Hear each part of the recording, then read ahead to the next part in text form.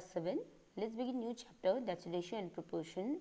Okay, it's not a new topic for you people. Now first of all, let's see what is ratio. Now ratio is a comparison. Okay, it's basically we compare the given quantities. Okay, it can be more than 2, clear, 2 or more than 2, because comparing is done between any of the, at least there has to be 2 quantities, isn't it? And one more important thing is there, when we do the comparison, the quantity needs to be the same. For example, if it has to be like, if we comparing something that's in kilograms, then it has to be, both the quantities has to be in kilograms, or even if it is more than 2, it has to be in kilograms. Clear? So how do we read ratio? Like I have written there, it's A and B is written in between. You can see 2 dots are there. Okay, it's read as A is to B and 6 is to 13. Okay. Similarly, this written quantities can be written as fraction as well. Now there are few properties of ratio. Now let's see what are those. All right. So first property is that a ratio is a number and not a quantity. So it has no unit. It means whenever we do the ratio, okay, like when we calculate area or perimeter, we put unit in it, isn't it? But in ratio, it is just a comparison, okay, and it is just a number. We don't put any unit when we find the ratio. Clear? And the ratio has to be expressed in its lowest term. It means if we can cancel it, if we can bring it down to lowest term, we must bring it down to the lowest term. Alright. And while expressing 2 quantities in different units in the form of ratio, convert them to the same unit. Yes. Like it is said, it is a comparison between the same kind, isn't it?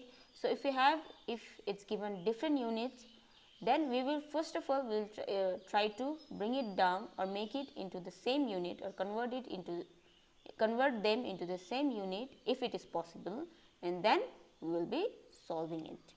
Clear?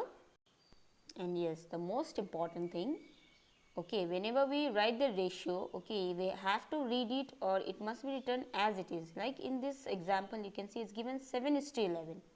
All right, 7:11 means 7:11 only. We cannot write this into 11:7. We cannot change it. Clear? Or else the values will be different. You will understand when we solve the questions. Okay, next we have is equivalent ratios. Just like equivalent fraction, okay, equivalent ratios are also similar. So to find the equivalent fraction, what do? We multiply the numerator and the denominator with the same number, isn't it? You can see the example there, okay, when we are changing 2 by 3, finding the equivalent fractions for this, we have multiplied both the numerator and denominator by 2 in the first case and by 3 in the second case. It can be multiplied by 4, 5, 6, okay, any number, but it has to be, your numerator and the denominator has to be same, isn't it? Similarly, in ratio, you can see it's given 2:3, okay. When we find the equivalent ratios, we have to multiply both the number with the same number. Alright, it depends on in the question, like how many equivalent ratios you need to find. Alright, both the given quantities will be multiplying with the same number. Like here, I have multiplied with 2 and 3. Alright. Now let's see few examples from exercise 6.1. Question number 1 is given, find the ratio of, okay, rupees 5 to 50. Now you can see it's given rupees 5 and 50 paise. So we have 2 different units here, though rupees and paise is of the quantity or unit of money, alright, but it's different.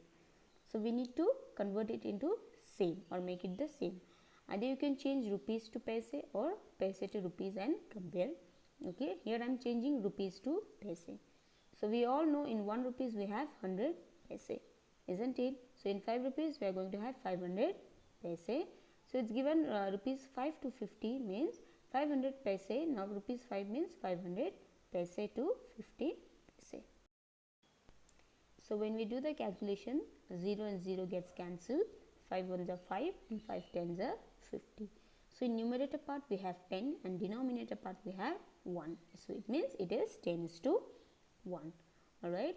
Similarly, we have another example, that 6 meter to 120 centimeter. So it means it is 6 meter to 120 centimeter, or 6 meters to 120 centimeter. So here also we'll convert the meter into centimeter. It's always easier to convert bigger unit to smaller unit. Alright. So 600 meter is means it is 600 centimeter. So now 600 centimeter is to 120 centimeter. So when we do the calculation, we get the final answer as 5:1. Now next we have is to find the equivalent fraction. See, like I've said, it depends on how many you have to find. So in your question is given, you need to find 3 equivalent fractions, alright, of 2:5. So same, so we will be multiplying both the given quantities by the same number. So in first case it is multiplied by 2, in second case it is multiplied by 3, and in third case it is multiplied by 4. Now let me tell you, you cannot begin with 1, because if you multiply the number with 1, you will get the same answer, isn't it? So it is of no use. So you have to begin with the 2, alright, or you can take any other 3 number as well, natural number. Clear? So when we do the calculation, we get answer as 4:10, 6:15, and 8:20. So these are the 3 equivalent fractions, ratio for the given question. Clear? So this is how you will be solving the questions. Clear?